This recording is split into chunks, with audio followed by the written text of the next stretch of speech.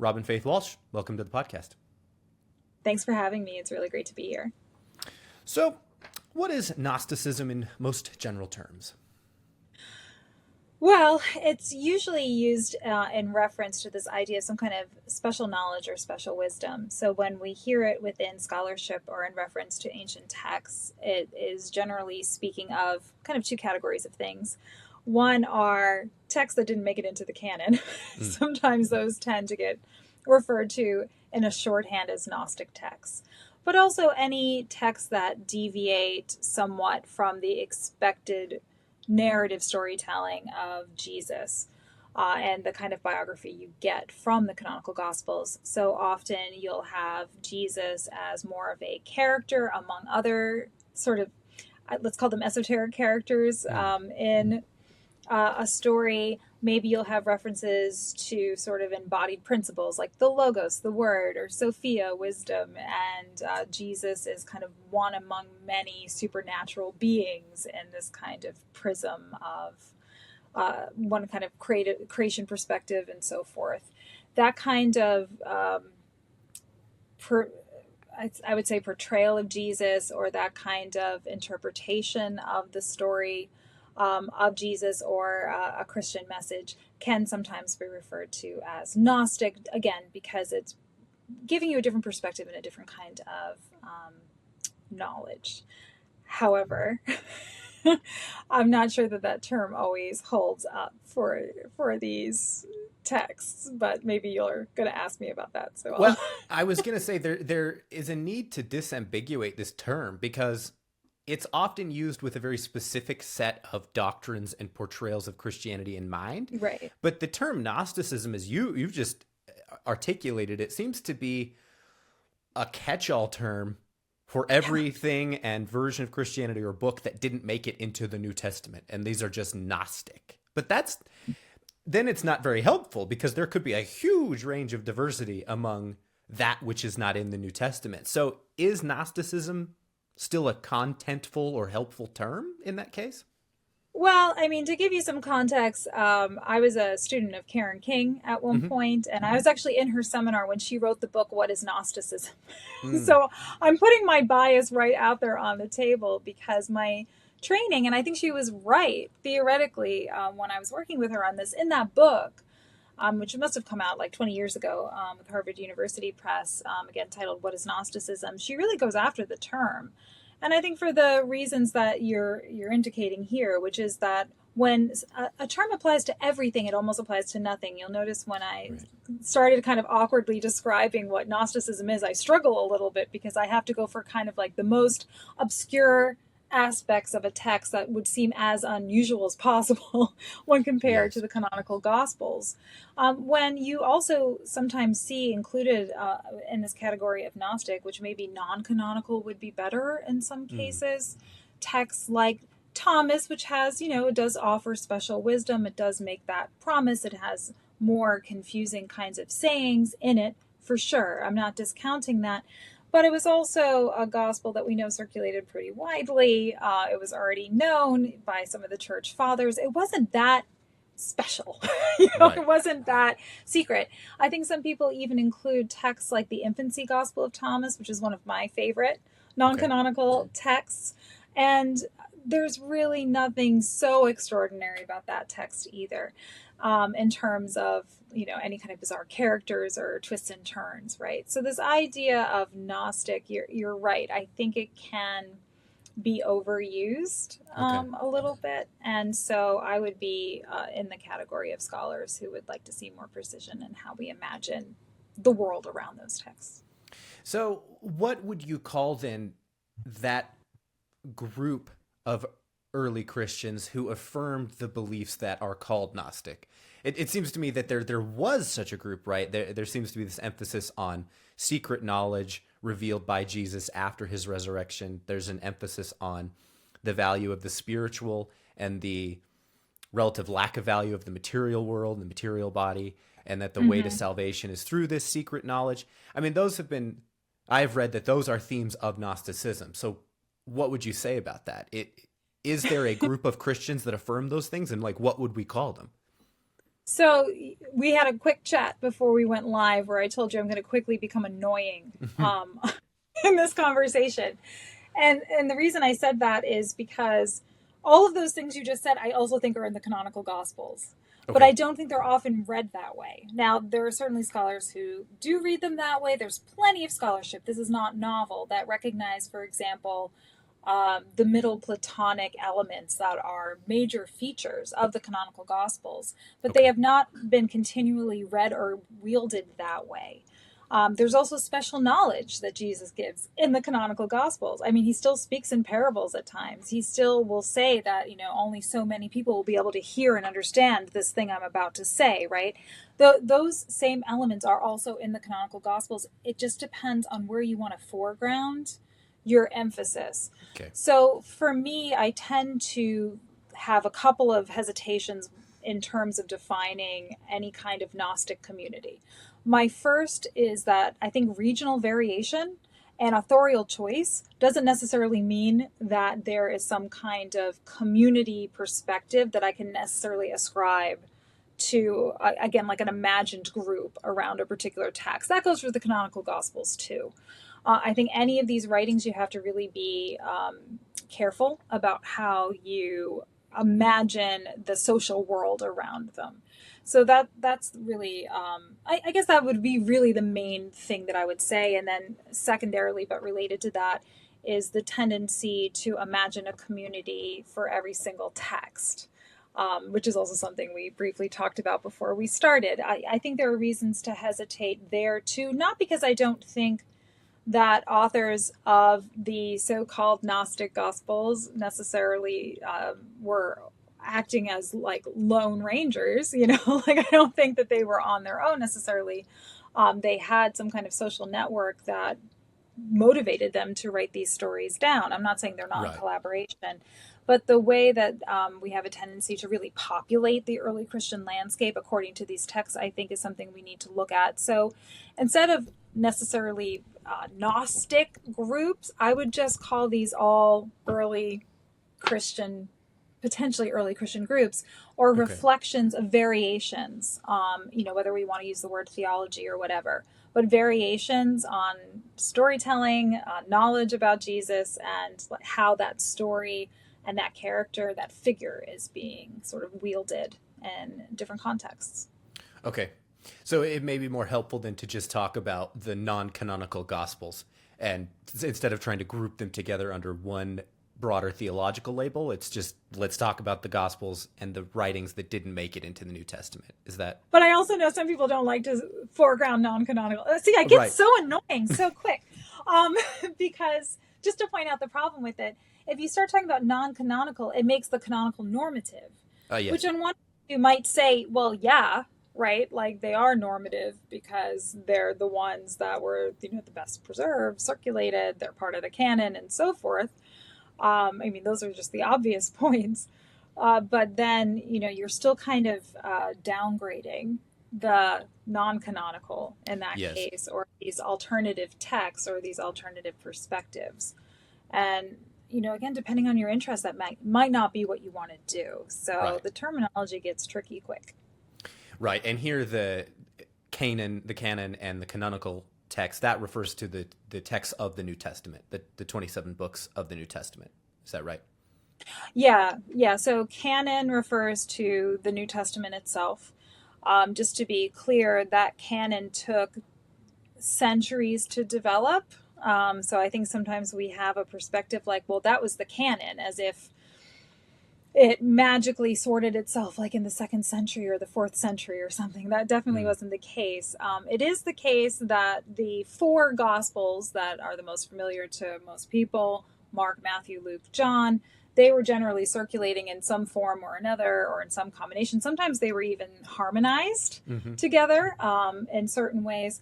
But those gospels were generally circulating around early, and they were part of the canon early. But there were a number, if we're talking about the New Testament as a canon, there were a number of other texts, even letters of Paul, that people thought were probably too fake to sustain. Something like the Shepherd of Hermas eventually drops out. There are lots of other stories. Revelation's a late addition, for example, to the canon. So if you look at tables of canons and, extant codices that we have of the New Testament, there are some variations, and it does take a while for canon to solidify. Right. So I think what makes the Gnostic or non-canonical or secret gospels so appealing to people, at least in popular culture, is the impression that they reveal a completely different portrait of Jesus and Christianity than the received interpretations that we have today in the modern world. And that is very provocative as an idea, that maybe what we're calling Jesus's teachings or the historical Jesus or earliest Christianity is actually radically different than what was in fact the case. So just staying at the global level, what do you take? What is your take on the historical value of the non-canonical text in revealing to us information about first century Christianity? Because I think it's clear that these texts point to variation in the second, third, and later centuries. But to what extent can we use those texts and infer about diversity in the first century? And what propels my question is the recognition that, as my understanding is that the vast majority of New Testament scholars date the canonical Gospels to the first century. They might date them late in the first, but that's still earlier than any of the dating I've seen for the Gnostic texts. So one reading of that is to say, well, these are our best sources. The canonical texts are the best that we've got. And so if they point to, say, a unified Christianity, and maybe they don't, but if they do, then that's probably the historical reality, not these later texts. So what do you think of all that? Okay, so you have to interject and stop me, because this is like, I could monologue for a while on this. Okay, let me just start with the dating question, because it's excellent, and it's implicit in all of this, right? Because you can always come back and say, well, the canonical Gospels are first century, so of course, that's why they're in the canon. They're earliest. Right. They're the closest to the historical Jesus, right? Right. So just to clarify that aspect, if it's helpful. So yes, the majority of scholars date the canonical Gospels to the first century, but you're right, kind of later first century. Now, actually, Thomas becomes kind of part of this conversation if we're thinking about texts outside of the canon, or we're thinking even about a hypothetical source like Q, right? Now, some people do think that you can sort of disaggregate some of these texts into earlier and earlier layers. So you will find in scholarship some references to there might be some older pieces of Thomas, right? Especially because it's a saying source. It kind of lends itself to that conversation. There are overlaps between sayings and Thomas and things you find in the canonical Gospels. So there's some speculation there, right, that there could be something earlier. And then in the case of the canonical Gospels, and you may have had other people on to talk about that, so I won't belabor it, but this idea of Q or some other saying source being a source, a first century source for the canonical Gospels, is definitely there. The Gospels being dated to the late first century, there are a variety of different arguments for why this is. If we just take Mark, for example, which is generally the consensus is this is the earliest Gospel. It's dated to around 70. Some people try to put it a little bit earlier. Some people put it later. But that is based on external and internal evidence. But some of that evidence includes references in Mark 13 to the destruction of the temple, not just the desecration of the Jewish temple, but the actual destruction of the temple. And that did take place in 70 CE. So because Jesus predicts, again, not just the temple will be desecrated or there'll be a general cataclysm, but these stones will fall with some other, specific detail.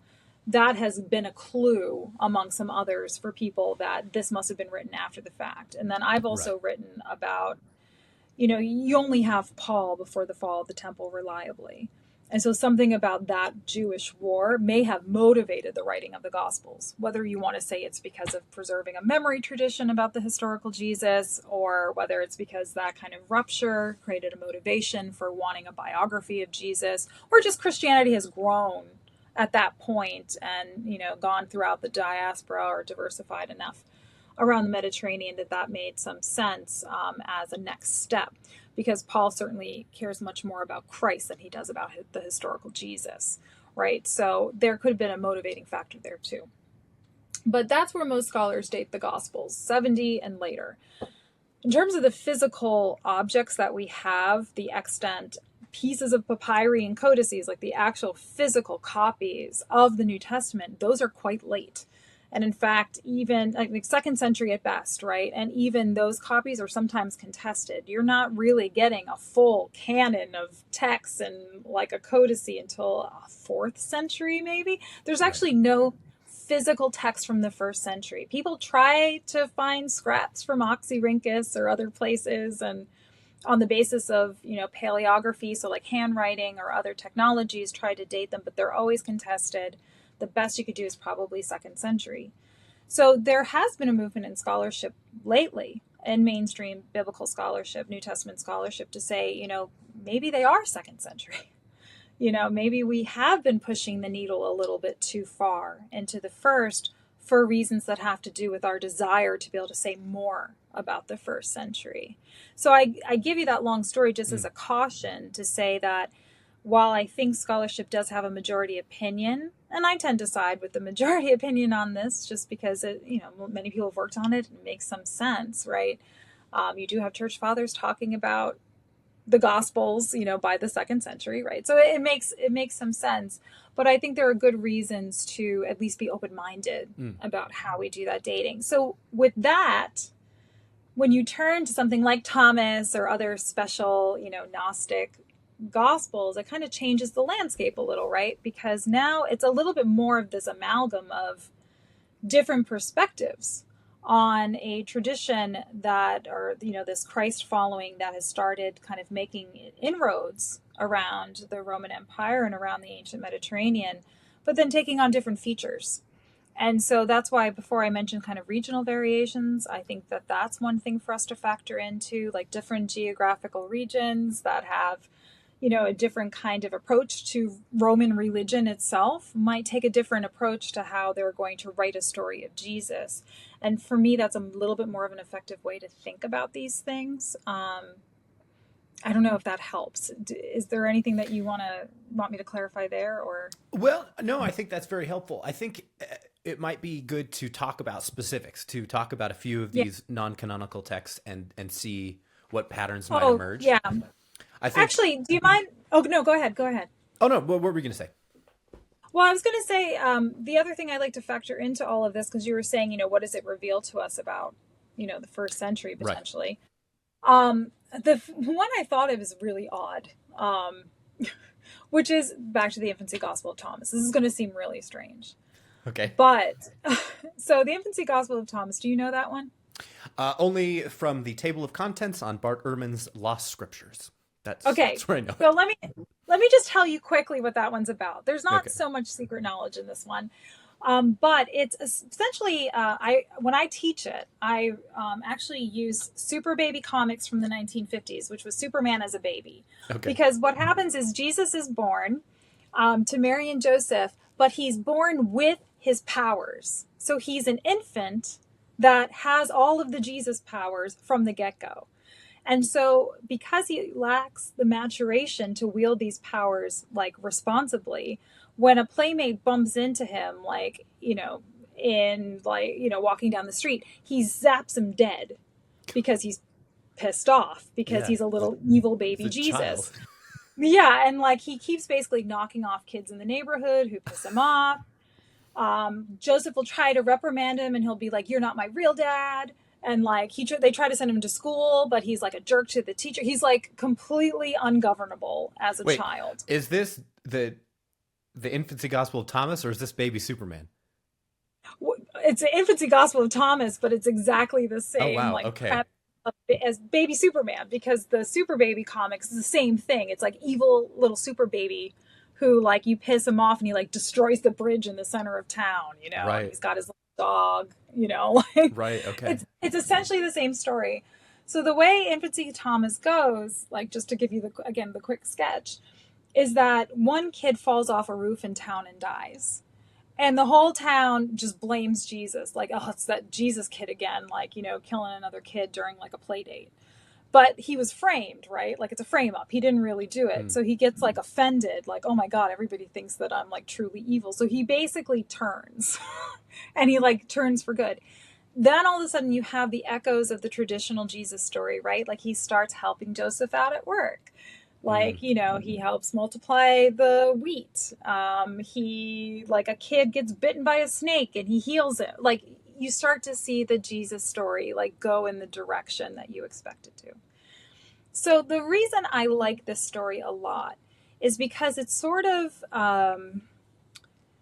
like, deals with this idea of like secret knowledge having to be the only thing, right? Because certainly it has some elements of that, but it's also answering questions people had. And I think that's what's going on with all of these texts, right? Because the question that is being asked and answered in that text is, did he have his powers when he was born as the Son of God, or did he get them later, right? And you could see why that question was being asked if you just look at the canon alone. Because in the Gospel of Mark, Jesus isn't God's son until he's an adult at the baptism. There's no baby Jesus story in Mark. You get two different baby Jesus stories in Matthew and Luke, but it's not entirely like he's super smart in Matthew, right? But they're like, he's not healing people as a baby, right? So you can start to see that people are having questions, and those questions are starting to make their way into these other texts in different ways and taking different, sometimes theological perspectives on them. And then when I think about early Christian art, when it starts to emerge, you see this too. People loved the nativity, story and scene as something that they might put on their sarcophagus, or you see it in other kinds of Christian art, but they loved the healing stories too.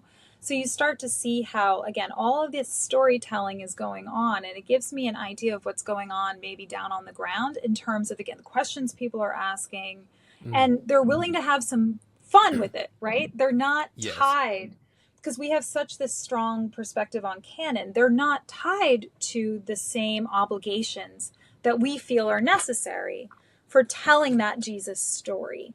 And sometimes, again, we can talk about things like docetism, which I'm sure you've talked to other people about, like, quickly, that Jesus didn't have a fully human body. He didn't suffer on the cross. Like, he was kind of a ghost, and it was all sort of an optical illusion. There are other theories like that.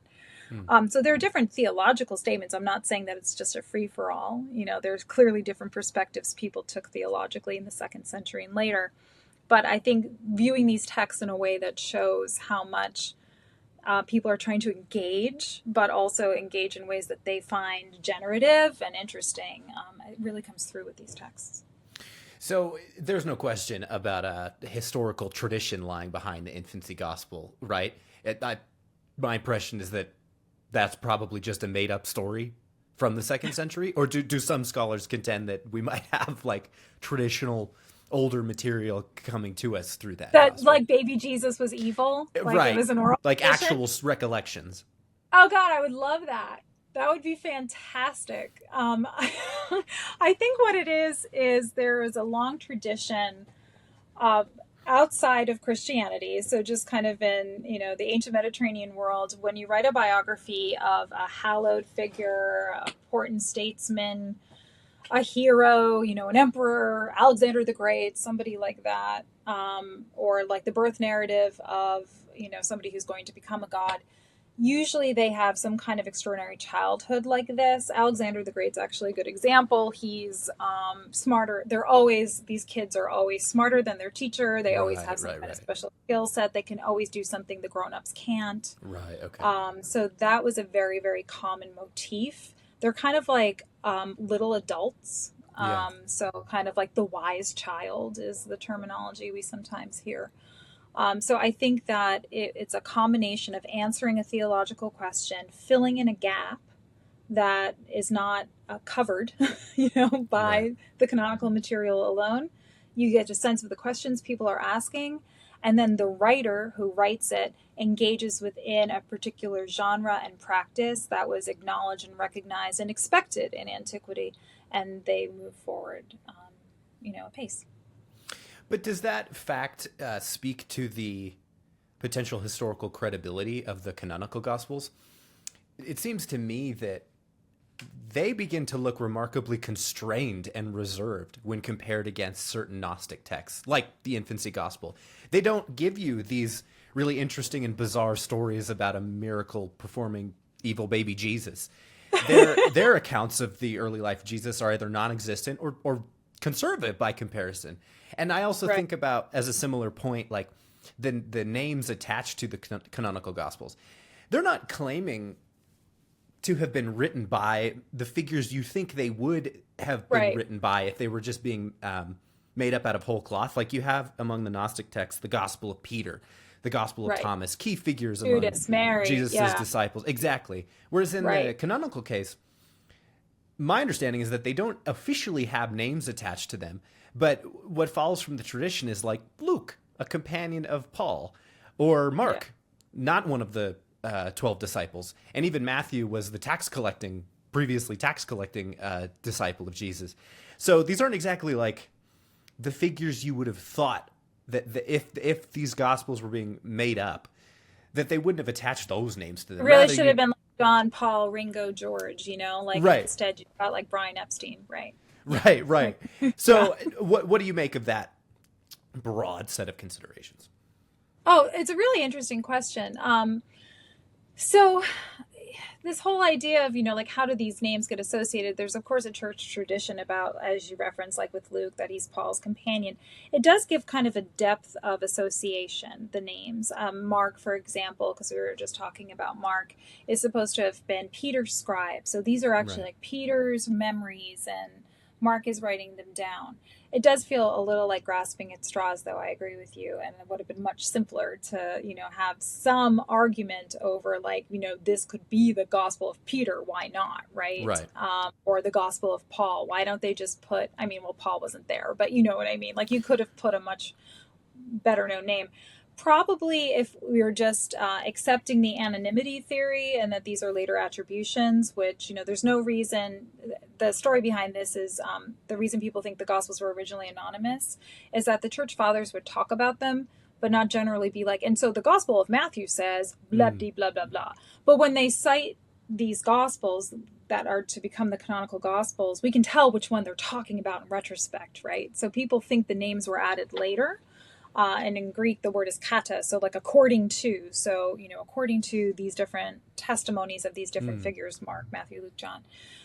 But I think the strategy behind that, if that is indeed the case of how this all came to be, you don't necessarily want to hit the nail on the head and make an attribution to somebody that would be really easy to refute. Really easy to say, no, that's not the real Peter's gospel. I have the real Gospel of Peter, or that's not Peter's real testimony. I really have it, or that's not Judas, right? And also often the characters are foregrounded in those other gospels, like from the perspective of a different character. So I think you're right that the Gospels are constrained in interesting ways. I'd love to talk about that too, because I have some thoughts on that. But with the naming, I think you want to have kind of like plausible deniability, right? Like somebody who's not, you don't have so much backstory and lore on that it becomes sufficiently flexible for you to sound credible, but attributed to somebody who's more or less kind of an open book. Okay, devil's advocate here. But that same mentality apparently didn't hold for the Gnostic texts, right? Right. They say it's the Gospel of Peter, it's the Gospel of Mary Magdalene. And it seems to me that they feel relatively free to go for gold, so to speak. But the New Testament authors do not. So I wonder the extent to which that plausible deniability really held. Yeah, it's an interesting problem. And some of this has to do with like a lot of that second century messiness with all of the naming. I hate to say it because I don't want to sound like a conspiracy theorist. But there's an interesting article by a scholar named Dan Alucci, and he actually talks about the naming of the Gospels, and he says Kata Pac-Man. And he points out that most people can't tell you who developed Pac-Man. Like who's the person who... Right. You just know it's Pac-Man. You just know it's Pac-Man. Yeah, and he uses that as an interesting analogy to all of these naming strategies. Okay. That sometimes you're aware of the author and sometimes you're not, and sometimes these attributions and this naming practice is kind of its own animal, right? So if, let's say, for example, the anonymity theory was wrong, and, 9 times out of 10, in my experience, the church fathers are quoting Matthew. They're almost always quoting Matthew. You're always like, which gospel is this? And then it's Matthew. But maybe, this is about second century citation practices where they're not naming Mark, Matthew, Luke, and John, but that there are reasons those associations also get made. I'll give you one example. Luke is often cited, and I think there's some merit to this theory, and there's more we can say about it, as a physician, and that, interestingly, his gospel has more references to medical terminology than the others. Okay. So if you're somebody who's a Greek speaker in the ancient world, or, a Greek reader, and you're reading the Gospel of Luke, you don't necessarily know who wrote it, but then you find out that there was a physician named Luke who was Paul's companion, and that's the guy who wrote it. In your mind, you might be like, well, that's why there's all this medical terminology. Do you see what I mean? Like there's interesting things going on with each gospel that they don't have to hit the nail on the head with this is Judas, this is Mary, because they're doing something else that relates to the tenor and the language in the text itself. Now, I'll also tell you that Luke is the only one with a preface. And the preface that he writes, like, I'm writing this for Theophilus, I've read all these other stories, I'm writing an orderly account. You see that kind of preface in the biographies and writings of other physicians in the ancient world. So if you're somebody in the ancient world opening that up and you're told that this is a physician, Mary wasn't a physician, Peter's not a physician, Judas is not a physician, right? But the way that this text is written gives you that impression. You can start to see how the church tradition builds around that, why the naming practice makes sense. Do you see what I mean in that case?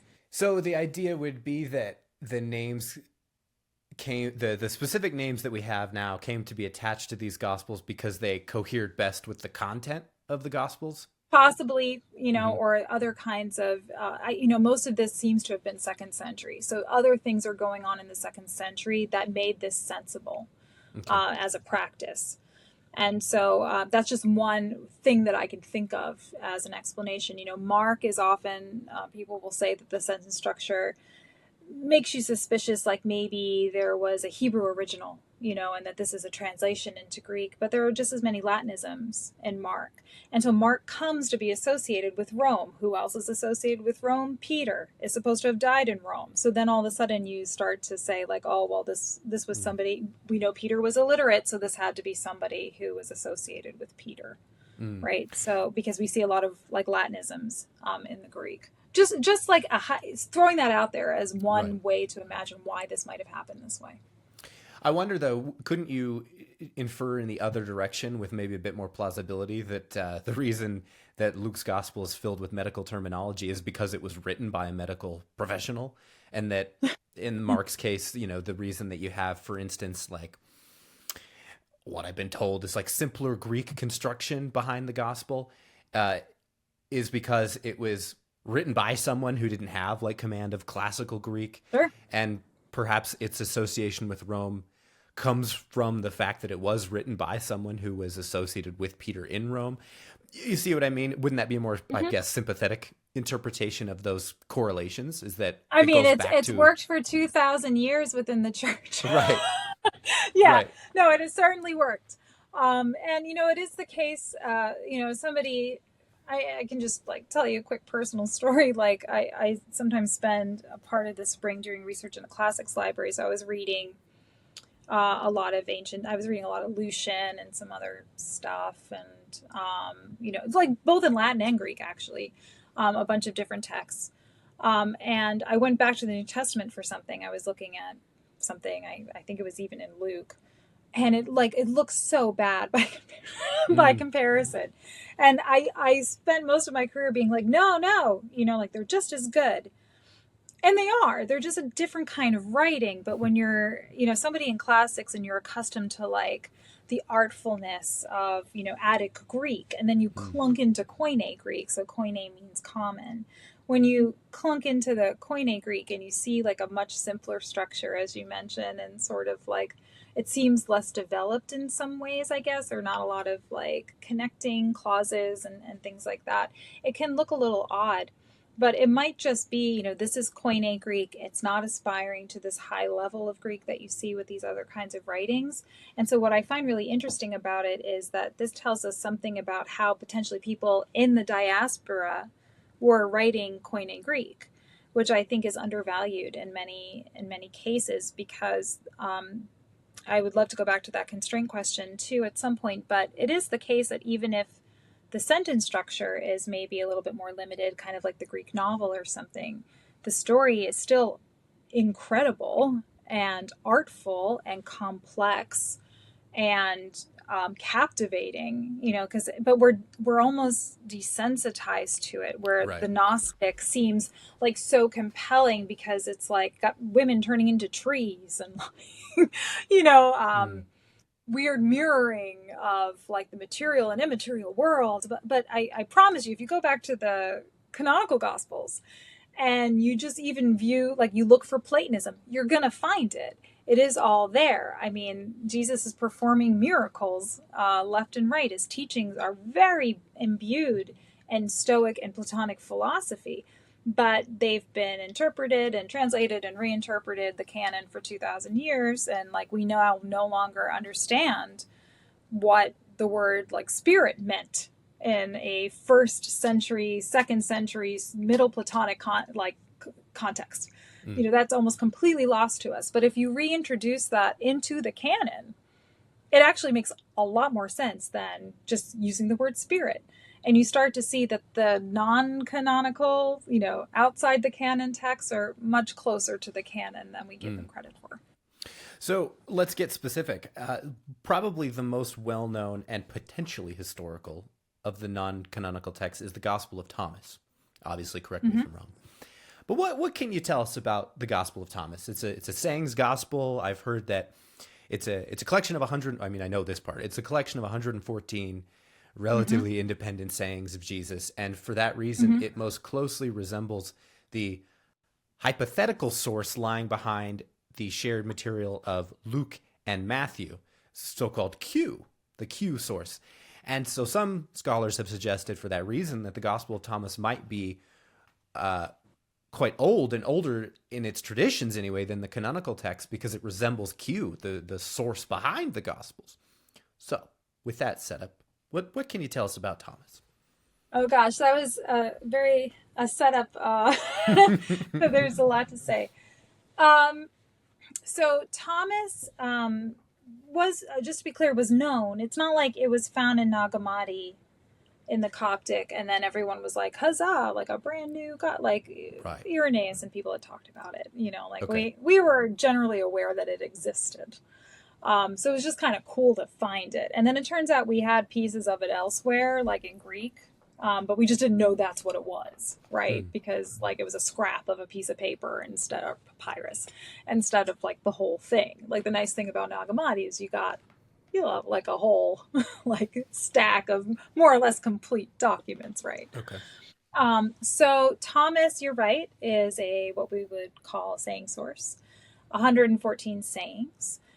Some of them do overlap with what is found in the canon. So some of the sayings are not particularly striking in that respect. They do have a similarity in form to that hypothetical Q saying source. Again, just to be clear though, Q has never been found. Q has been reconstructed by scholars over time. Actually, people notice that there might have been a saying source for the gospel writers, the canonical gospel writers, very, very early, including Thomas Jefferson noticed this. Like when I say early, it was very, very early. But the Q theory is still itself a theory. Nobody's ever found anything to confirm it. Right. But when Thomas was found in 1945 at Nag Hammadi, it sort of, I think, energized people who had that saying source hypothesis, because it's like, see, here's a saying source, right? Like we've been saying there was a saying source, an early saying source, like all this time, and like, see, we found one. I would say that's why Q and Thomas get linked, actually, is form.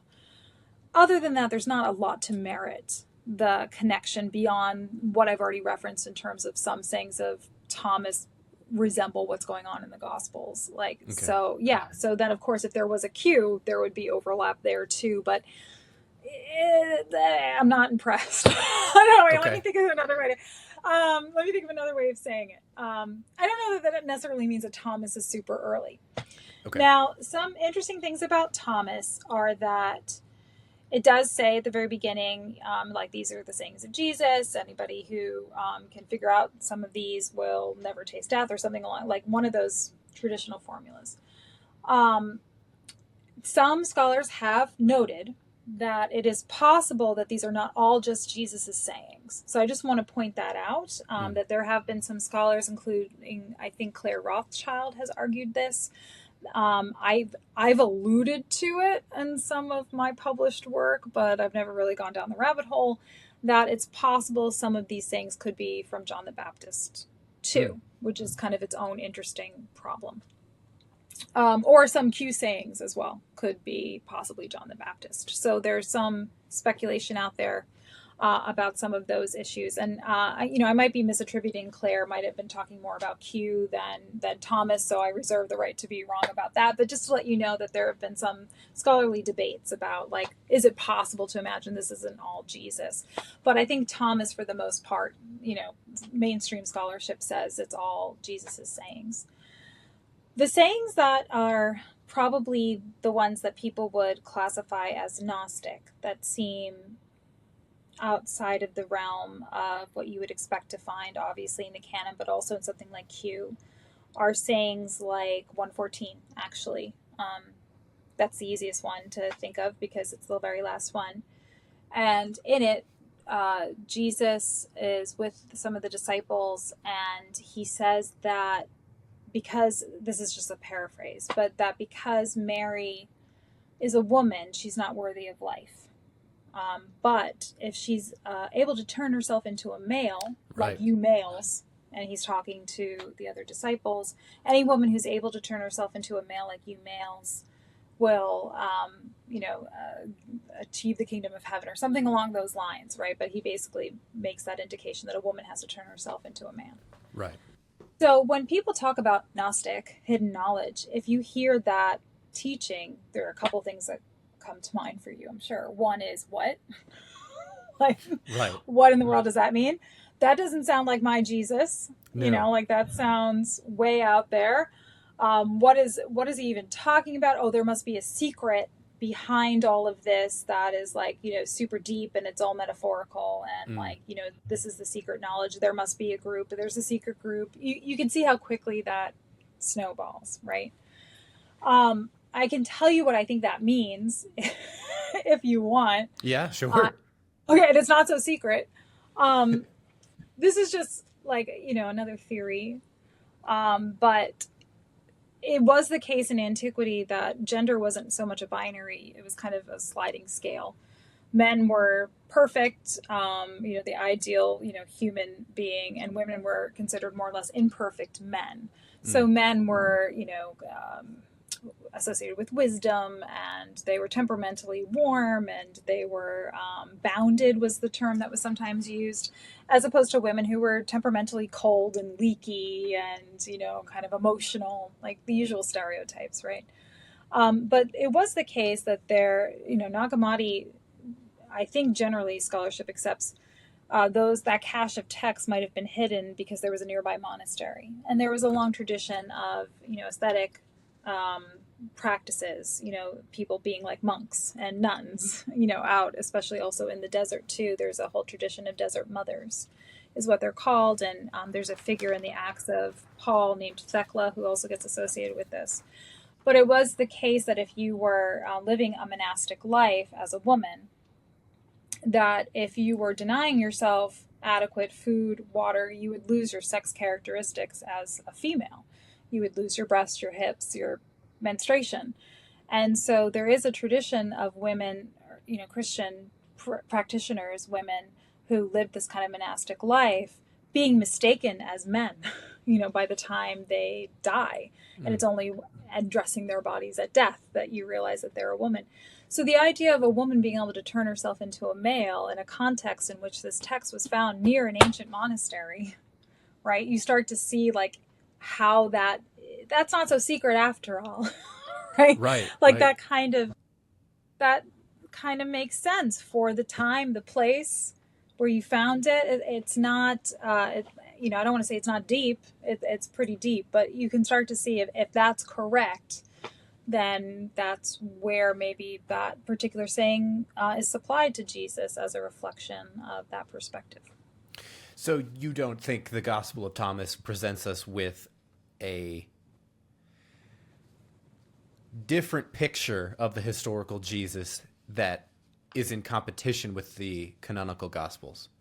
What I mean No. is, you don't think that this gospel potentially preserves a more accurate representation of the historical Jesus than you would ascribe to the canonical text. No, I wouldn't give any of them a gold star for that. Right. So Yeah. I do want to ask you about more specific Gnostic texts or non-canonical texts, but I still wonder then what you would say about the... There are really two questions that interest me. The extent to which the Gnostic and the canonical texts reveal to us the historical Jesus, and the extent to which they reveal to us the state of first century Christian belief. And those two could be different. And so with respect to the historical Jesus, what we can know about Jesus of Nazareth who actually lived, do you think it's generally true that the canonical texts, especially Matthew, Mark, and Luke, the synoptic gospels, are of a higher quality than the non-canonical texts that survive to the present day? Is that In generally terms true? of reconstructing the historical Jesus? Yes. Oh, that's a tough one. I tend to side on the idea that the canonical gospels were quite informed in part by the letters of Paul as well. And I don't say that as a dodge, but to say that, I think that you can determine some of their source material both in terms of, engaging Paul's letters, but also trying to marry themselves into the particular genre that they have chosen, which is ancient biography, more or less. And so for that reason, I think a lot of the elements of the storytelling, the biographical storytelling that goes on in the Gospels, they are fitting that genre. And so I don't mean to be confusing, but that's to say it's not it's our problem to look for the historical Jesus in modernity. It wasn't necessarily their ambition, those writers. Right. So one of the popular examples of this is the empty tomb. Paul tells us actually that Jesus was buried, right? And some people will say like, oh, he means that metaphorically, like, dead and gone, right? But he actually does say that. And Paul wasn't there, so, Paul doesn't know anyway, actually. But what you have in the canonical Gospels is the story of the stone being rolled away in the empty tomb. There's a scholar named Richard Miller who has written quite convincingly about the empty tomb as a motif of literary strategy that is supposed to indicate to the reader that he has become basically a god, that he's become a supernatural being, that he's ascended as God's son and that he is the Messiah. I don't think that people in antiquity would have been so hung up on, was he buried, was he not buried, where was the tomb, was it really empty? They would have encountered that story and been like, oh yeah, empty tomb. So now I know what happened to him, right? Like it's an indicator, it's a flag in the story. So I think that it's us who get obsessed with, did the historical Jesus say this? Did the historical Jesus say that? That's totally not Jesus, not my Jesus. Like, we get wrapped up in that.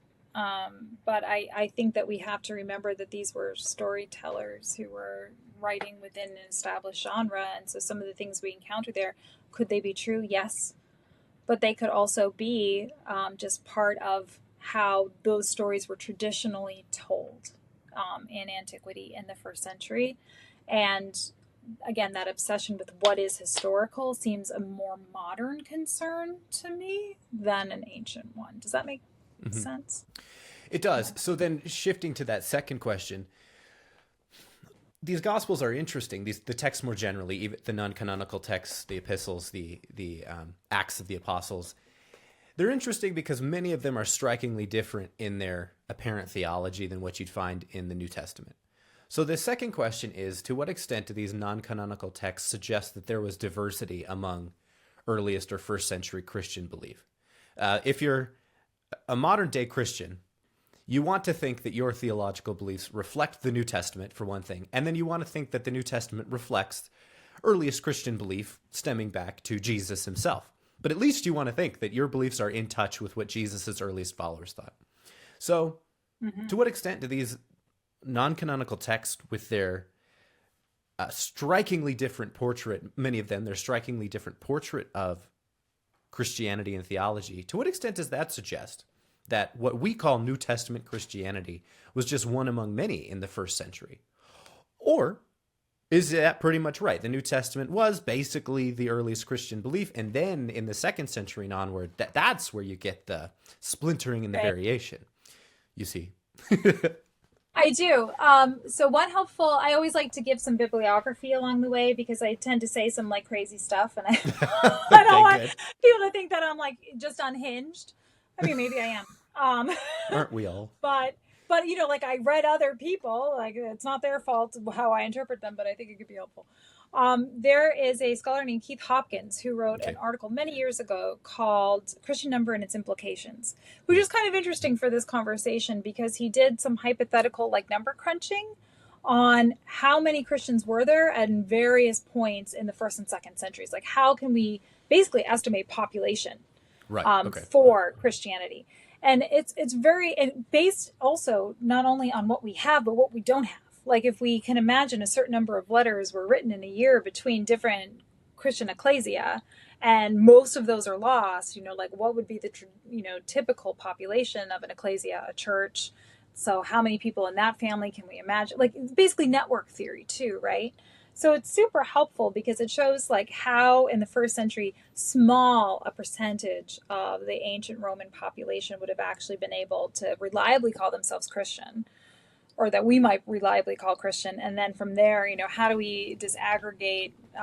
Somebody might be interested in Christian stuff, attend the ecclesia, but they're still going to go participate in, like the ceremonies for the local deities for the harvest festival. Now, does that mean that they're not a Christian because they're still, going to like the tailgating party for ISIS? Right. It raises like interesting problems, right? Because we do tend to think of Christianity as like you become a Christian and you convert, Right. and like there's no wishy-washy, right? That might not have been the case either. So it's interesting to see how by the time you get to the 2nd century, you actually see the word Christian pop up. You get a sense, whether or not some people dispute whether or not the letters of Pliny and Trajan are legitimate, but you do, have a sense that people are in the Roman authority are aware that Christianity exists. You start to have the early church fathers, right? And you do start to see diversity of opinion in the 2nd century for sure, and the kind of theological diversity that you're talking about.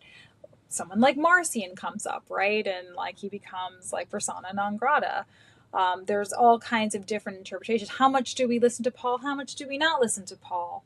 And this is the canon formation question we had earlier too. So I think that in terms of the 1st century, do the Gnostic Gospels represent some kind of like explosion or diversity of opinion?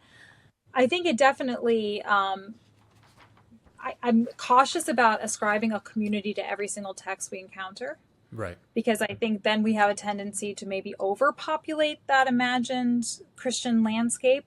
But I think you definitely have more people engaging in the movement. And I think you have different perspectives and you have that kind of wrestling of either experimentation or trying to sort out which one is which, or again, filling in the blanks back to what we were talking about with infancy Thomas. Because the canonical Gospels do leave us with a lot of questions at end. And because those were the ones we know were circulating pretty broadly, they do become sort of like a foil for everything else that we look at. Okay. I have a different way of asking this same question, which I think will help crystallize things. But first, what can you tell us about it was very interesting to me to learn several years back that we have these like creedal statements, these succinct statements of Christian belief stemming from, I think, the 4th century onward. And in particular, the Apostles' Creed, which is a short statement of, essential Christian beliefs. What's the history of the Apostles' Creed? I mean, who formalized this? I mean, where did this come from? I don't remember. That's in Okay. Chadwick. Read Henry Chadwick. I don't remember. Yes. No, that's fair. Yeah. It wasn't the Apostles. It came from, I think, the 4th century. No. But Yeah. But here's my question. I want to read the creed to you for the listeners. Okay. And then I have my question. So I believe in God, the Father Almighty, creator of heaven and earth, and in Jesus Christ, his only Son, our Lord, who was conceived by the Holy Spirit, born of the Virgin Mary, suffered under Pontius Pilate, was crucified, died, and was buried. He descended into hell. On the 3rd day, he rose again from the dead. He ascended into heaven and is seated at the right hand of God, the Father Almighty. From there, he will come to judge the living and the dead. I believe in the Holy Spirit, the Holy Catholic Church, the communion of saints, the forgiveness of sins, the resurrection of the body, and life everlasting. Amen. So, my question is, to what degree does this creed reflect the beliefs of Jesus' earliest disciples, or of Christianity in the first century more generally? No, okay. Okay, the reason I say that, okay, I'm being unfair. The reason I say that is something like the Virgin Mary. She's a young woman in the canonical Gospels, right? But Okay. that creedal statement is really hanging on something that comes up later, which is she was, the Holy Spirit was how she conceived, and she was a virgin, and the Virgin Mary and the mother, and if you actually look at the Gospels, Jesus isn't always really even nice to his mom. Like she's not as major a figure or a force as she comes to be. There are numerous creedal statements, debates, synods that take place arguing over the status of Mary's womb. Did she suffer in childbirth? Did she not suffer in childbirth? Did her hymen break? Did it not break? Like, they literally debated these things like around the time that we're talking about. So when I hear creedal statements like this, I know that there's a backstory there that is reflecting multiple contestations among leadership within the church trying to come up with a consensus. So when you foreground those kinds of statements, it is a sketch of what you find in the canonical Gospels, yes. And by the 4th century, as we talked about, you do have that canon, stabilizing around the Gospels at the very least, even if you have other texts kind of floating in and out. So to that extent, yeah, definitely. But when you have that super emphasis on, like, you must agree with these aspects, those to me reflect those later developments within the institutionalization of the church. Okay. So what I'm gathering is that the more sensationalist claims surrounding the Gnostic or non-canonical texts as revealing to us a completely different portrait of the historical Jesus and earliest Christianity that has just as much a claim to historicity as the canonical text, that's probably an excess. That's not correct. So in that respect, a more conservative response to these texts is probably warranted? I think that I would say the following, that we have to be attentive, again, to genre and to the apparent interests of the author that may be different from author to author and from, in terms of source material, references, again, genre. One might be more interested in making a philosophical claim, an overt philosophical claim than another, testing out, a philosophical theory than another, really engaging kind of that materiality and materiality aspect, personifying different concepts that we mentioned, logos, I think earlier, or wisdom, right? And trying to create a cosmology around that. Those are different sets of interests than you see evident in the canonical Gospels, for example. What I don't want to lose touch with, though, is how extraordinary the canonical Gospels are in many of their claims. And, including that the Holy Pneuma is how Mary conceives, just back to the creedal statement that you just mentioned. Luke goes into that in a detail that Mark doesn't, right? So we also shouldn't think of the canonical Gospels as a monolith necessarily either, because they are each also exploring their own perspectives on these issues. But I think that, again, we get desensitized to the idea like, oh my God, I'm sorry, I shouldn't say oh my God, but like this young woman just like was conceived from a pneumatic, substance. like how does it, this is an extraordinary claim, right? But we're like, yeah, Mary the Virgin conceived from Mother of God. Right. We don't think, that's really a lot. That's a lot. Yes. And so then I think what the so-called Gnostic Gospels do, though, is they're let me put it this way. We are very accustomed to that story, right? Like, you can't, Charlie Brown with like the Christmas tree, the sad Christmas tree and Snoopy. Like, Linus recites a passage from the Gospel of Luke. We all watch that, like Christmas Eve with cookies, right? We are completely desensitized to the gospel story. There's a movie or a TV show or every other year. We take it for granted. imagery is all over the place. We are we are raised in this, we are in that cultural soup, right? We are no longer all Stoics. Right. We are no longer all Platonists. We now understand physiology a lot better. We have physics. We know, that the world isn't ruled by a series of, invisible substances, that the Stoics had come up with. All these other texts are just trying in their moment to make sense of these things and to describe them. And they do it with some more literary flair than others. Some have a more overt theological objective than others. But because we are now out of place and out of time and out of sync with those claims, they seem more extraordinary to us. Then add on to it, these aspects where they say, if you can understand this, then you're a super special person. That's what's given them, I think, this tenor and this label and this, overlay as an organizing principle. But I just want to remind everybody to bring everybody back to the canonical Gospels often make the same claim, and the canonical Gospels have just as extraordinary stories. Right. But we don't often, I think, view them that way because of our own positionality. Yes. But they are different stories, though, right? I mean, the synoptic Gospels of Matthew, Mark, and Luke are quite similar to one another. And even if they're extraordinary, they are often different from the more extravagant of the Gnostic texts in terms of their theology, their worldview, their viewpoint. And so I remember reading, for example, Darrell Bock's Missing Gospels, a book-length exploration of the theology of certain Gnostic texts compared to the New Testament. And his basic point was that the two present a radically different visions of God, creation, and a worldview more generally. And so while both might be extraordinary relative to a modern worldview in physics and science and so on, if they're different from one another, you could still, the relevant question would still be, but which one reflects earliest Christianity, first century Christianity? And so maybe you'd still say, all right, it's extraordinary, but were Peter or John or James reading, for example, the Apostles' Creed, they would say, yeah, that's basically right. Yeah. I mean, like that. Yeah, because it's based on them, Right, okay. Here's the other thing that I will say.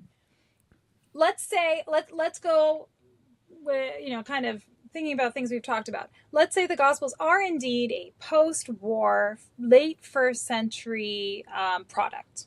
Okay. Right? At a time when you are now, Augustus has died. He was emperor when Jesus was born. You've had multiple other emperors with some success and some not. You've moved into the Flavians now. You've had the Jewish War. You clearly have this Roman Empire on everybody's necks. And you also have classes of literature being produced at this time that are both authorizing and celebrating the emperors themselves. So you have boatload of biographies that look just like the Gospels in some ways of the emperors, of great Roman generals. Everybody's loving a biography. Plutarch's pumping them out. This is a very, very popular genre. And then the Gospel writers decide, Aesop, the story of Aesop's running around. It has a lot of similarities to the Jesus story, the Alexander romance. There are all these stories that are out there that look an awful lot like the Gospels at that time. Right? So is it that the Gospels are somehow closer to the historical Jesus and a more accurate account? Maybe. Right, or maybe it's just that think about how different literature can look from one century to the next. So, and what influences them? Think about the difference between Edith Wharton and Ernest Hemingway, right? And that's a difference of a decade, right? If we just think about something closer to our own time period.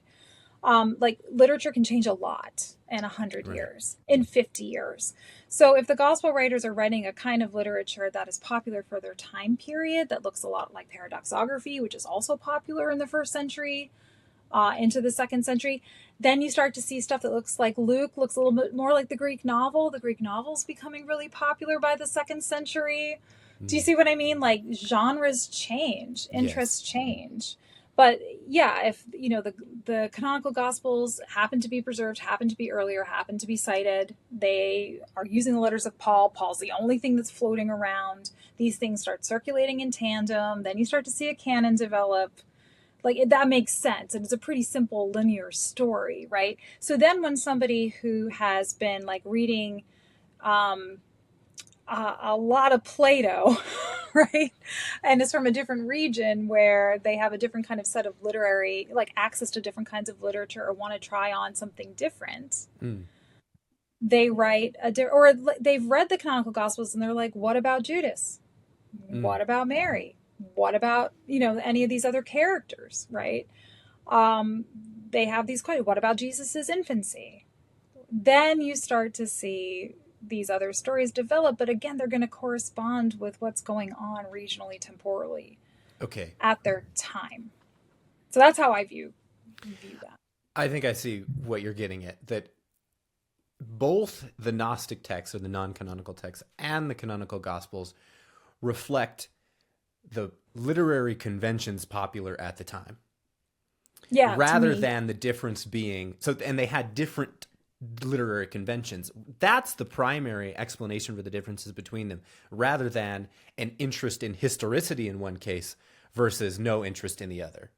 Rather, they're not primarily concerned with historicity in either case. It's a concern with conforming to popular genre. Or their version of historicity is different from ours, right? Fair. Because you mentioned before at the beginning of this question, like even in talking about the creed, like if you are a Christian, you want to believe that your version of Christianity corresponds to these texts. That is the concern of later generations of Christians, right?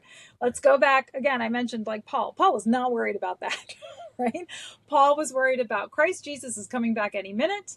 He tells you like 2 teachings of the historical Jesus that he's heard from somebody else. Does not care.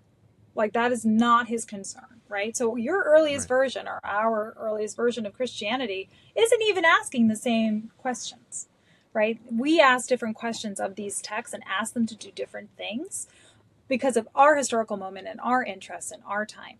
So it's not that those guys, the gospel writers, or those outside of the canon who are writing about Jesus, are not interested in who Jesus was or what he did, or it's not that. But it's that the genre, the standards, the way you go about that practice is different from our expectations of what we want to extract from the text today. Yes. And it's hard to get, to my mind, it's hard to contend with that. That's a really hard thing to wrestle with. The only thing that sounds a bit odd to me from my own background is the contention that the canonical Gospels relied upon the Pauline epistles. The apostles of Paul, or the epistles of Paul. Because, it's not like a super common perspective. Okay. Because it one point that more skeptical scholars make, which is correct, is that the amount of information about the historical Jesus in the epistles of Paul is very, very limited, as you say. But if that's the case, it would seem odd to me that you would have gospel writers relying upon those texts in writing the Gospels, because there's just very little material for them to go on. Like, are we to imagine they took these really isolated, narrow sayings and like pulled out a whole narrative from them? I guess I don't see the motivation for thinking that. Okay, I'll give you one example. Okay. The Last Supper. Can I ask questions? Sorry, my teacher is coming out. We're about to start this. No, you can do that. I like when interviewees do that, because I can't always answer them, and so it's fun. All right, so where does the Last Supper come from? That comes from, well, I think I know where you're getting this. That actually is mentioned in the letters to the Corinthians. Paul says that he has a divination experience of the risen Christ. Yes. And the risen Christ tells him what he did at the dinner party. Yes. Before his time. That he boom, boom, boom, boom, boom, boom, boom, boom. Story of the Last Supper. If you look at a study Bible, it'll give you like a little footnote that'll be like, wow, isn't this remarkable? This must have been from the historical Jesus and his followers. Somehow Paul heard about it, and somehow it made it to Paul, and it made it to the gospel writers, right? And then you'll see the same thing in the Gospels. Will be like, oh yeah, Paul talks about this, but it can't be the same thing. So it must be an oral tradition, the blah, blah, blah. Paul literally told you where he got it. He didn't say, I talked to Peter. Mm-hmm. He didn't say, like, the disciples told me this. He doesn't say, like, I've heard from a friend. He says, the risen Christ, who's repeatedly appearing to me, and that's how I get my authority as an apostle, has told me this is what happened. So that to me tells me the gospel writers, maybe it was just Mark, if Mark's the earliest, right? It only took one. But that tells me, and I don't think in antiquity, nor would I think a believing Christian now, discredit Paul's experience of the risen Christ, right? So why is that not historical? Do you see what I mean? So that had to come from Paul. For all intents and purposes, that's historical because it came from the risen Christ.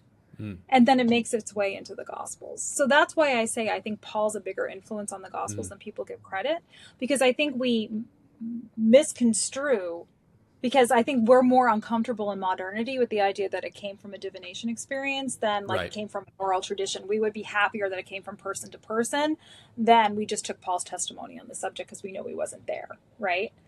But I'm not sure if in antiquity people would have made the same distinction. That's interesting. I mean, I've had that thought before where I've read conservative New Testament scholars who've argued for certain parallels between Paul and the Gospels as an argument for historical credibility. The assumption being that the two are independent, and if you have the same story reported in two independent sources, it's more likely to be historical fact. It actually happened, and so you have this memory of the event coming down to us from independent sources rather than one copying another. But then I always thought in the back of my head, I thought, well, what if one is copying the other? How do we rule that out? How do we rule out that the gospel writers heard this story from the letters of Paul, and then that's where it comes from? Yeah, because let me throw a pass to somebody who makes that argument. Paul hears that from Peter, and he needs to assert his authority. Yes. He didn't know the historical Jesus, but he needs to show that he's kind of aware of something and needs to authorize his own account. So then he says he had a divination experience. Exactly. And he copies what Peter told. Okay, but do you see how more convoluted that becomes all of a sudden? Now I just created a novella around the idea of he's stealing from Peter to assert his authority with some people who have no idea who these other people are. It becomes this big convoluted mess just to make me feel better about the source material, when the simplest answer is divination experience, completely valid, authorized, respected way to receive information from a deity. Paul tells us that's how he gets it. And then a couple of decades later, a gospel writer happens to reproduce the same exact story. Well, his letters were circulating. We have a source for where the story came from. Sometimes I feel I should be grateful when I find it. Here's an actual case where we're told where it comes from. But I can understand how you can also tell that other story, right? This is all his authorizing strategy rhetorically because he wasn't there, and he has to establish his bona fides, and he copied it from Peter or whoever, right? Okay. I can see that too. That's a good point about simplicity. You do have to spell a more complex kind of ad hoc narrative to get independent tradition over. You gotta have backstabbing, palace intrigue. Yeah. But you know what I mean? You have to have all of this kind of and then there's also the question of, we got to go back to the text, are there variations in the different early sources that we have, the actual papyri that, have been spliced together to tell this. It's much more complex, Okay. But this idea that anytime you have overlap between Paul and the Gospels, well, it must be oral tradition, doesn't always hold up for me, especially when Paul says where he got it from. Right. And it's not oral tradition. Yeah, that one's a little tough when he explicitly says he gets it from a vision. We don't want that, but it's there. No, but that's our problem. That's true. That's my whole thing is a lot of these issues are we really need to look in the mirror. Right. Because it says something about us if we can't trust Paul, right? Right. We'd rather imagine he's backstabbing somebody else or lying, or rather than accept a vision, right? Doesn't that go against everything that this religion is telling us? So it's interesting. I only say that as, again, kind of a little challenge to say we have to think about why we ask the questions that we do, or we bring certain questions to these texts in the way that we do. I think that's an important discipline for us to have when we're reading any of these texts.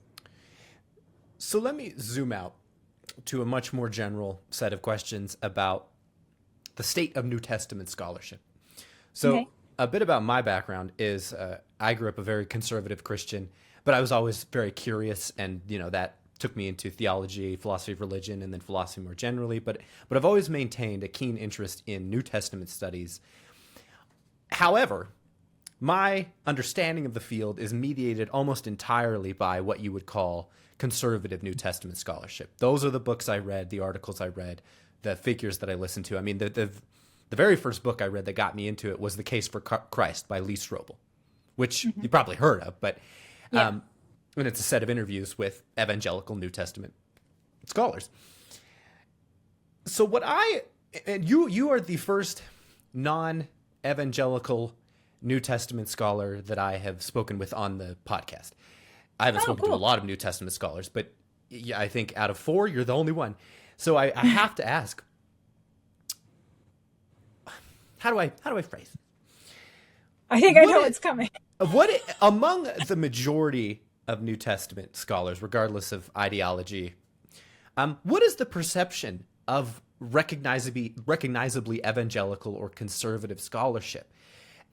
It's hard for me to gauge whether or not I've been given a very narrow perspective on New Testament history, or whether their views are maybe in some respects extreme, but on the whole, they're at least a respected minority opinion. I just don't know. Well, I mean, the first thing to say is that sometimes there are, these terms are so horrible, but you might say like popular books, but like books that aren't university press, like peer reviewed, super scholarly, like lots of Greek, like blah, blah, blah, that kind of thing.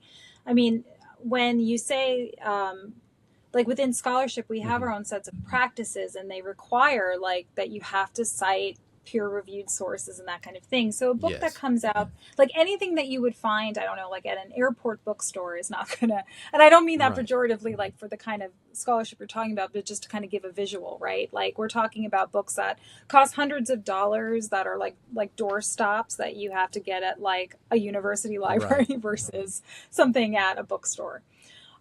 So in that respect, there are certain kind of internal practices to the field that are going to limit the scholarship or the what people read within the field itself. Right. I mean, from my perspective, I mean, this is obviously clearly just opinion. I've been in the field probably for like way too long. If I thought about it, I'd probably be scared. Late 90s. So this is just my perspective since the late 90s, having engaged the field. I think that faith-based perspectives in scholarship, whether they're evangelical, Catholic, Protestant, are still the mainstream to me. And I say that because it has been a relatively, I think, recent development that people were motivated to go into the field or felt even welcomed into the field if they weren't themselves practicing. Right. And that is also structural in the sense that oftentimes, it's actually also a very recent thing that people who weren't themselves like already elite or like super rich or whatever could even go to college, right? So if you were a professor, you were probably like already like a priest or something, right? Like a professor of New Testament was probably going to be a priest or like a practicing pastor or something along those lines, because it was a question of access. And it was really only kind of like post World War II. I know this is really big picture. I don't think you were really, no, but this is like, it's really like a post World War II thing. That like everybody was expected to go to college. So you had more kinds of people going to college and people who were motivated to study these things for different reasons other than their own faith perspective. But I think that it takes many generations to see shifts. And while there have been, some shifts within the field, and I'll call them shifts that are not even about moving away from a faith-based perspective per se, but bringing in different kinds of data and evidence and comparative perspectives. So rather than the kind of literature that was very characteristic of, say, the 19th and early 20th century, which would be like the Messianic secret, right? Talking about the Messianic secret. that kind of study would have only involved just like kind of looking at Mark, right? And just like talking about Mark and not looking really very broadly. Maybe you would look at some like comparative linguistic stuff, or, you know, it kind of depended on the trends and the methods at the time. But generally, it would be kind of a narrow view because of the interests of the people writing it and the people reading it, and their background. I think what's happened in my lifetime, anyway, in the field is that you just have people who study this stuff because they love it, maybe, you know, or I mean, in my case, I was in classics. And I had read like all the attic stuff, and there were no more classes to take. And so somebody said, "Why don't you read some Koine?" And so I started reading the New Testament, and I was like, "This is amazing!" Like, this was incredible to me. Like, Yeah. I recognize this terminology. I read it in Plato. What's going on here? You know, like that was my path. Okay. So then I got into the field for that reason, because I wanted to understand the philosophical language and, you know, like what was going on, as we've talked about with genre and things like that. So I would say that's been the change. But I don't think it's a matter of respecting, not respecting, or thinking like, just if you come from a faith-based perspective, that it's not a valid one. I think that it kind of goes back, unfortunately, I don't want to sound like a broken record, to what we were talking about earlier. What are the questions you want to ask and why, right? So if you want to know what the first century ancient Mediterranean world looked like, you have to look at book practices, right? And you can't just look at Christian book practices. You have to look broadly. You're going to have to read, like, what was the stuff that people learned in school? Like, so we call it paideia. Like, they probably would have read Homer. They would have read X, Y, and Z. Okay, now let me look at the Gospels again. Do I see the same kind of character structure that these guys learned at school, right? Like, it's a different set of questions and inquiry. But I still think some of the scholarship that is a little bit older, or maybe does come from that faith-based perspective, is some of the richest scholarship out there. It's some of the deepest scholarship out there. You know, sometimes when I really want to dig deep into like a commentary, that's exactly where I'm going to go. Right. But it also helps me understand some of the interpretive trends and methodologies that I think can also steer us off course. But that's a case anyway, right? Like, that's not just about if somebody's writing from, you know, an evangelical perspective or a Catholic one and so forth.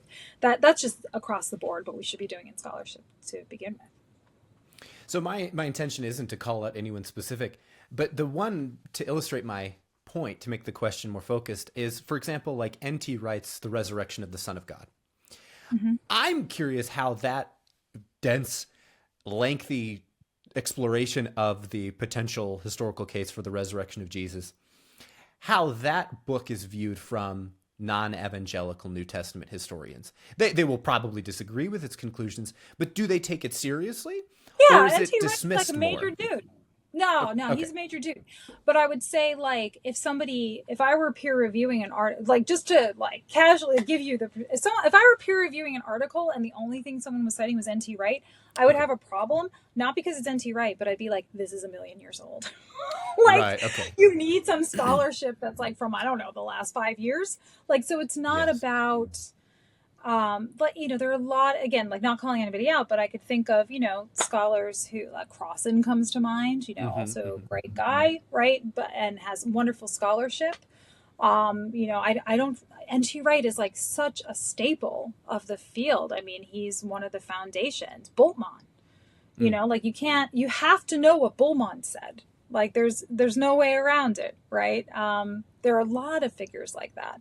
And it's not about their personal lives in that respect, or their faith in that respect. Yeah. Right. So what I hear you saying then is that even recognizably conservative religious perspectives are a respected voice at the table of New Testament scholarship. This isn't a if they're a solid scholar. Yeah, Right. if they're a solid scholar. Yeah. Okay. Yeah. Well, that's encouraging, but I do think it. But you would still say it is the case that there is diversity among the viewpoints of New Testament scholars, and it probably would be unbalanced if all you've read is, you know, self-described evangelical New Testament scholarship. That might be unbalanced. Yes. Yeah, Okay. it would be. Because also, you know, most scholars, if they're writing an academic work, aren't going to reveal that anyway. Okay. like you shouldn't necessarily know um, what their background is. I mean, one thing I try to do when students always want to ask me, like, why on earth is this person teaching New Testament? Like, eventually someone's come into office hours to be like, so, Right. Tell like, me what are what you you? are. Yeah, what are you? And it's like so awkward when they do it, because like they don't know how to do it, but they gotta know. But I don't know that it's good for them to know Right. because I'm here to just be kind of like a filter. Right. Not even a filter. Filter's the wrong word. I'm just here to channel their direct their reading and challenge their pre-knowledge and encourage them to come up with new ideas. Like that's all I'm here for. It doesn't actually matter. Mm. It does not actually matter. And I never tell students they can't bring something into the classroom. Like I never restrict their reading. Like I have a syllabus that I give them that I tell them I went to school for this long and I paid this much money. Trust me, start here. Yes. Right? Like I give them like a baseline.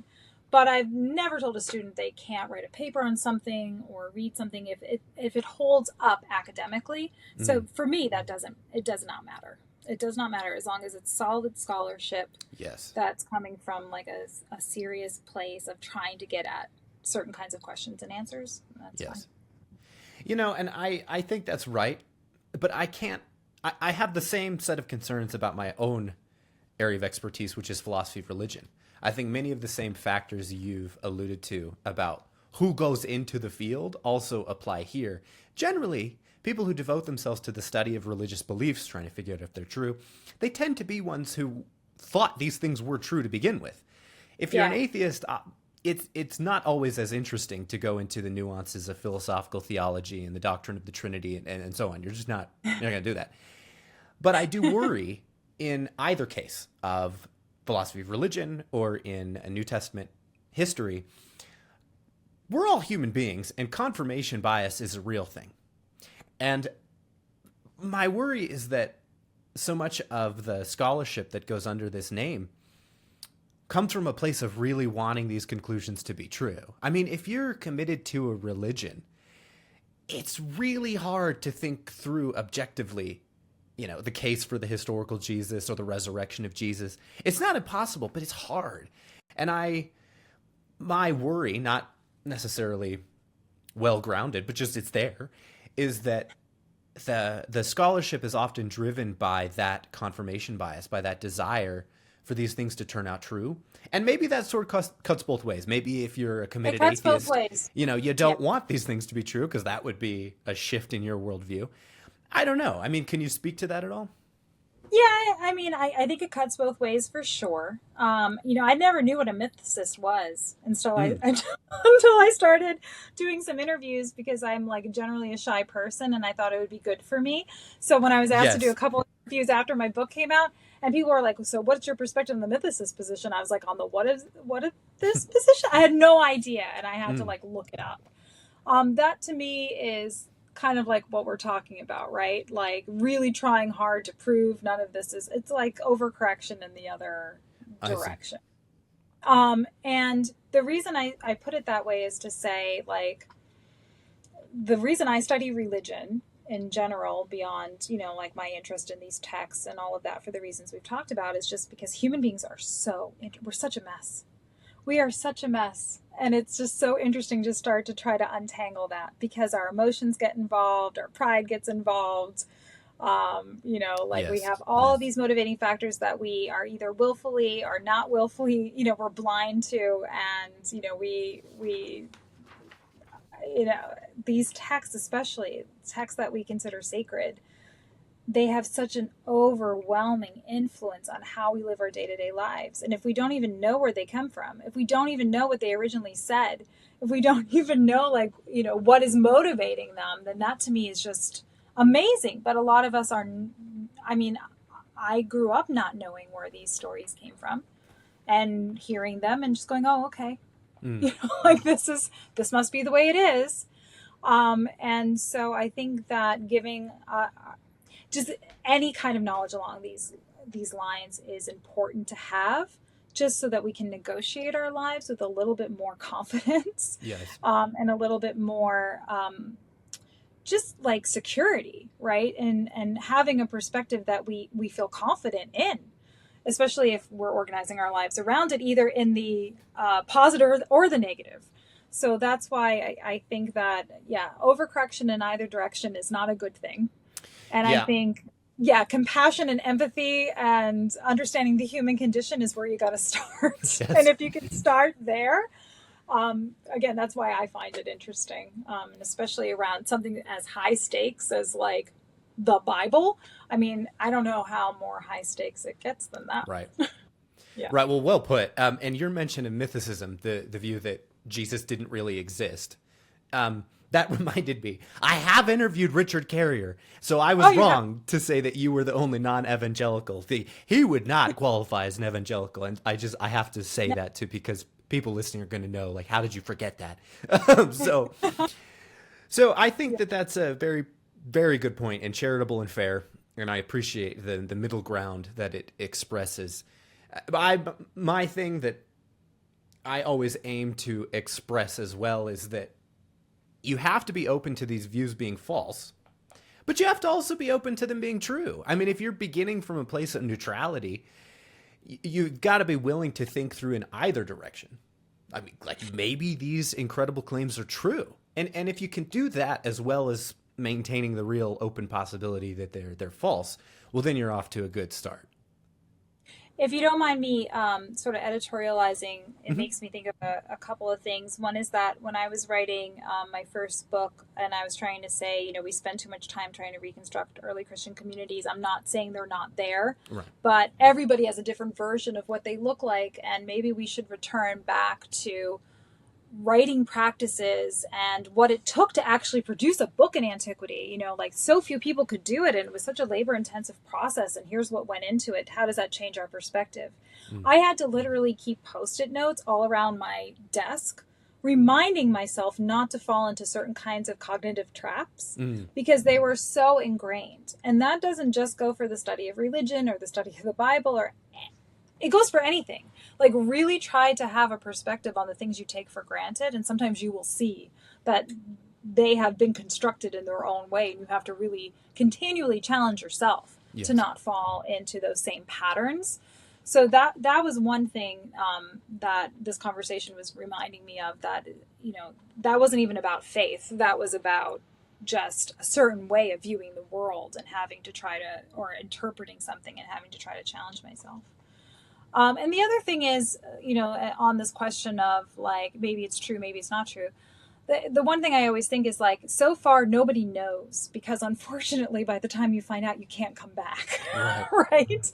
And so because nobody so far has been able to figure it out, it's still, without being on the other side of it, it continues to be like the most important question, but it's also one that I think we all need to be content with. We'll find out, and in the meantime, let's just be nice. Like, in the meantime, just, you know, if there's a good message to take away from the New Testament, it's be nice. Yes. A lot of people in antiquity were not nice. So be nice, and just let's help each other out and support each other best we can, including in our scholarship and our personal lives and our faith, or whatever it takes. Yeah, I couldn't have summarized my own philosophical place that I've come to. Is, I don't know, but let's be kind. Yeah, that's it. That's my whole thing, is just not that big of a deal. Be nice.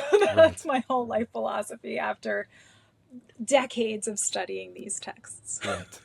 Well, as we wrap up, thank you so much, Robyn Faith Walsh, for coming on the channel. A very illuminating conversation. I appreciate you taking the time to come in today.